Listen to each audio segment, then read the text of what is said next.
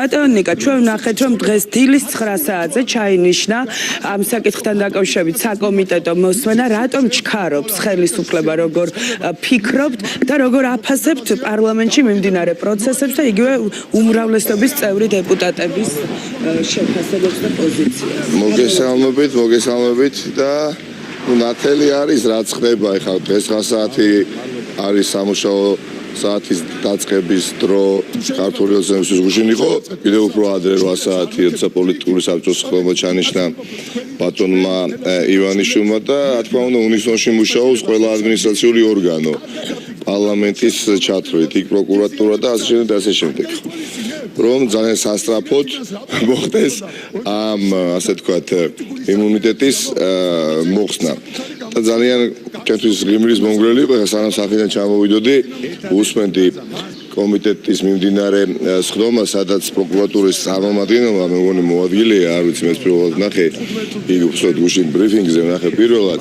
საუბრობდა რომ გთხოვთ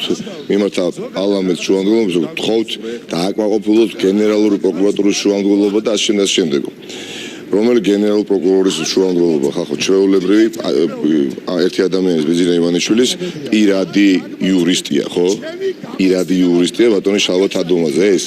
ვიღაცამ დაარქვა რომ გენერალური პროკურორია ეს ისეთივე სახელმწიფო დაცვის სამსახურის უფროსი ბატონი ანზო ჩუბინიძე არა პირადი მცველია ბატონი გომელაური სახელმწიფო სამსახურის უფროსია არა პირადი მცველია ამ რეალობაში ვართ აი ყობახიძე პარლამენტის თავმჯდომარე იყო არა პირადი კლერკი იყო რომელსაც განცხადებაც არ გააკეთებია უმაღლესი თანამდებობის პირ საპარლამენტო რესპუბლიკის განცხადებას არ გააკეთებია თანამდებობაზე წასვლის თაობაზე როცა ეს განაწყვეტილება მიიღეს მაშინ დღეს ნახევარი საქართველოს ქუჩაში გამოვიდა და ზოგადად რაც შეეხება ამ საქმეს მალოვანს შავი თეთრზე ჩანს ყველაფერი და საერთოდ მიმაჩნია არათუ პოლიტიკოს არამედ არც ერთ საქართველოს მოქალაქეს არ უნდა აპატიმრებდე იმ საქმის გამო რომელიც ეხება ოკუპანტს. როდესაც შენ აპროტესტებ ოკუპანტთან მიმართებაში და წვავე პროტესტი გადაეუნები აქ რატო გაბედე მოსვლა ამ ასე თქვათ მრავალტანჯულ ასე თქვათ შენობაში რატო აფრიალე რუსეთის დროშა და ეს აღკვეთე სხვა ადამიანებთან ერთად არ ვიცი 10,000 ადამიანთან ერთად ხო რუსი ოკუპანტის გამო საქართველოს მოქალაქე საერთოდ უნდა დაიჭირო ხო აქ არის ნახეთ მთელი უბედურება ამ ხელისუფლების მარტო აქ ბატონიკა რაც შეეხება მტკიცებულებებს ჩვენ არ მოგვისმენია დღეს კომიტეტის როგორ შეიძლება მტკიცებულება გქონდეს კიდევ ღიობუნებით ხო ეს იგივეა რომ რეალურად ნებისმიერი არ ვიცი გაუკეთებიათ ეს იგივე ესე ვამბობ თითქოს რაღაცა ჰიპოთეტიკური მაგალითი უნდა მოვიყვანო რა არ გაუკეთ ქართველი ჯარისკაცი იმის გამო დააპატიმრა იმის გამო შეუქმნა პრობლემები რომ იგი იყო ბრძოლაში შესული ასე თქვათ მტერთან ამ შემთხვევაში პუტინის რუსეთის წარმომადგენლებთან ხო აი მინდოდა მეთქვა ეს იგივე მაგრამ უცოდ გამახსენდა მეორე ფიქრი იყო ის რომ რამდენი გაუკეთებიათ ასეთი ეს არის პოლიტიკა ამ კაცის ივანიშვილის რომელიც დარწმუნებული ვარ ახლა გვიყურებს და თქვი გაიღვიძა ახლა სპეცნაზის თანამშრომლებთან ერთად გუშინ დაიძინა და გუშინ იმათთან ერთად დღეს გაიღვიძა და ყველა ადმინისტრაციულ ორგანოში არის ან მისი პირადი მცველები ან არ ვიცი მე ძმაკაცები ან კლერკები ან შემდეგ ისტორიის წინაშე მეამაყება რომ გონია ძალიან მართალი ვარ ისტორიის წინაშე ხა აი თავარია ჩემი შვილი გაიზრდება ის რას იფიქრებს და ის თაობა თორე ხა ადრიო ხანაშვილი რას იფიქრებს ნაკლებად საინტერესოა ჩემთვის ეხლა მივდივარ პარლამენტში და რა თქმა უნდა ფრაქციის ოთახში შევალ კომიტეტის სხდომას არ დავესწრები თუმცა პლენარულ სხდომას დავესწრები სხდომას სადაც გამოიტანენ კენჭისყრაზე ამ საკითხს დავესწრები პარალელურად იცით უკვე დაუჭერენ უმრავლესობას მე ხა ვიცი რა თქმა უნდა წარმოუდგენელი ზეწოლა იყო რამდენიმე ქართული ოცნების დეპუტატზე გუშინ ამის საათებში შეიძლება იმას დაებადოს კითხვა საიდან იცი მაგრამ ამოდოს არ დაგვავიწოს რომ ძალიან პატარა ქვეყანა ძალიან პატარა ქალაქია თბილისი მიხედავთ თუ შევადარებთ სხვა ქალაქებიდან დიდია პატარა და ყოველს ვიცნობთ სხვადასხვა ეტაპებზე ცხოვრებისა სხვა ურთიერთობები გაკავშირებდა და რთული არ იყო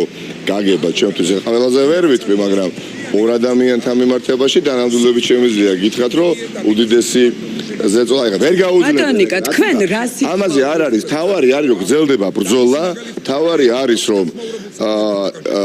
ხელისუფლება რომელსაც მართვის სადავეები ხელისუფლება მიტაცებული აქვს და რეალურად რუსეთის ფედერაციის ინტერესებს ატარებს, საოკუპაციო ძალების ინტერესებს ატარებს და დაცლილია სახელმწიფოებრიობისგან ეს ძალა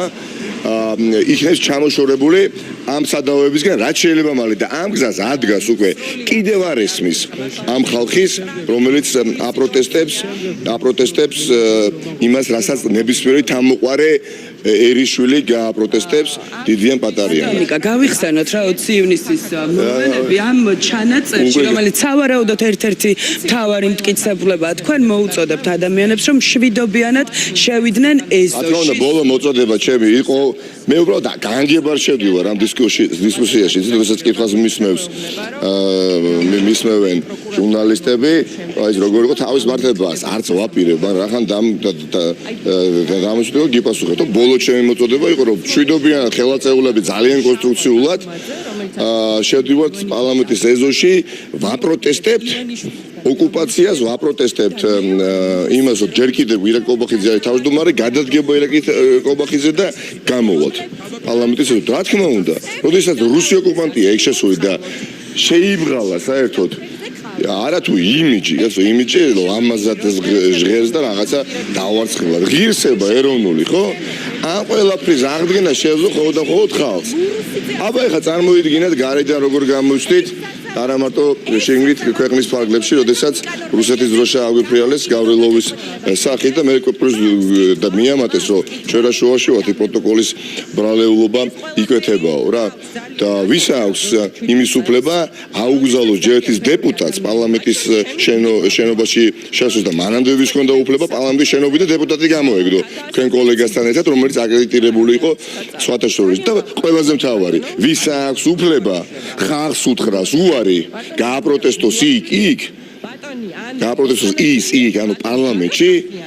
რაც მოხდა რამდენიმე საათით ადრე გულისხმობ გავრილოვის იქ ასე ვთქვათ ბატონ სურს ივანიშვილს თქვენი შეშინებულება ხალხი ძალიან შეშინებულია ეს ღირსებას კი არ მატებს ამ ადამიანს როდი ეხა შევარდნაზე საუბრობს და შტორმზე და გამახსენდა ეხა თუ შევარდნა იყო კლასიკური მაგალითი და ასე შევარდნა კი ახალქალაქში იარაღის კონდახებით და ტარებით რო შევარდნენ და ჩვენი ასე ვთქვათ მეგობრებსო დაულეცეს სახისერძოლებით და ერთ-ერთი ასეთი ენზომკოიანი ქართული ოცნების დეპუტატი ეხა როა წამოსკუბებული პარლამენტში და დიდი სიამოვნებით რომ მიაჭრეს ეხა ღილაკს ჩემს საწინააღმდეგოდ ხო არც ერთი ადამიანი არ არის დაკავებული ხო კადრებიც არსებობს და ყველაფერი მისი ის და მისი ოჯახის წევრები და რომელი ერთი გავიხსენოთ მაგრამ რატო იმიტომ რომ ყველა აქტიური ადამიანის განეიტრალება სულ დააგვიანა ძალიან დააგვიანა ეს გაიკეთებია 2013-ში 2014-ში 2015-ში არ ვიცი როც მანამდე სანამ ასე ვთქვათ ყველა გაიგებდა დიდი უმრავლესობა რას წარმოადგენს ბიზნესში რაღაცა შანსი შეიძლება ასე ვთქვათ ჰქონოდა მას და რაღაცა რეზონი ყოფილიყო ამ ასე ვთქვათ ჩემს განეიტრალებაში და იმ სურვილში რომელიც ამოძრავებს სხვა პოლიტიკურ ლიდერებთან მიმართებაში ასევე მაგრამ ახლა როდესაც დიდი ნაწილი ყოფილი ქართული ოცნების ხარდაჭერებიც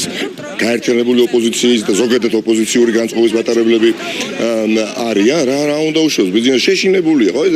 აქვს დიდი ფული ბევრი ფული აქვს ასე ვთქვათ ძალაუფლება და ხედავს რომ ვერ მართავს პროცესებს და გააფრინა და აი როგორც ბავშვი რაღაცებს ისვრის აი ასე ვთქვათ ხელყუმბარებს მაგრამ ეს პოლიტიკური ჭურვები ეცემა სულ უფრო და უფრო მის ფეხებთან ახლოს და ბიზნესი ივანიშვილს კი არა საჭოთა კავშირმა მოახერხა ის რაც